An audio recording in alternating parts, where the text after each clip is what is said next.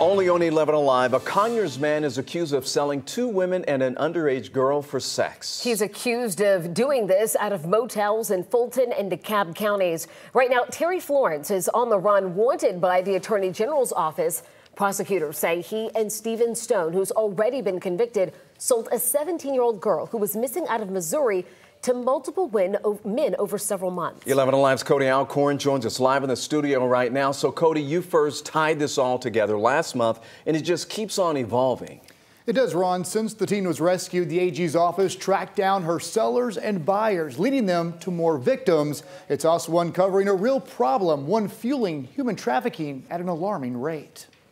There are over 3,300 young people who are experiencing homelessness on the streets of Metro Atlanta on any given night. Dr. Ailey Red. 1 out of 5 of them are being trafficked. CEO of Covenant House, Georgia, a nonprofit who supports young people who find themselves on the streets. We see that homelessness and trafficking, unfortunately for youth, go hand in hand. Bought and sold for sex, oftentimes out of motels. As I've recently reported, a missing 17-year-old from Missouri was rescued from this College Park travel lodge. I've since learned she was also sold for sex over 6 days out of this Motel 6 in Tucker. Then last month, a 14-year-old girl from Oakwood was rescued from a Holiday Inn in College Park. And it's not just seedy hotels. Susan Coppedge, a former federal prosecutor, knows this firsthand. And there was trafficking going on in upstanding, reputable hotel chains as well as the more seedy establishments.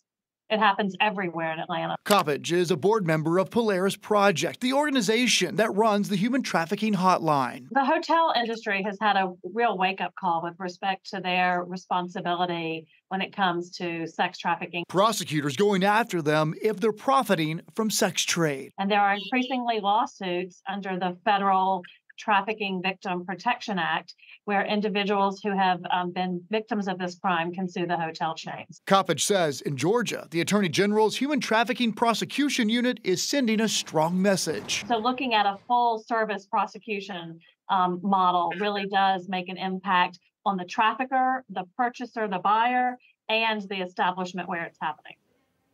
As I mentioned, 2 of the trafficking cases involved motels in College Park. The police chief sent a statement in part saying we will continue to work with our partners to combat human trafficking. A very important effort there, Cody. Thank you.